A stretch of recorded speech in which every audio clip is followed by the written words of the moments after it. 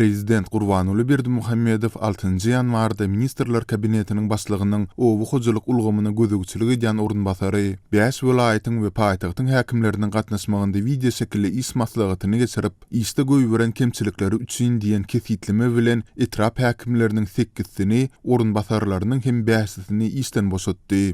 Berdimuhammedow wezipesinden boşadylan resmiýetlerin göýbüren kemçiliklerini anyklaşdyrmasa da, ol soňky kadr çalşygyny owa milli maksatnamasy boýunça tawsyryklaryň ýerine ýetirilmänligi diýen umumy kesitleme bilen düşündirdi.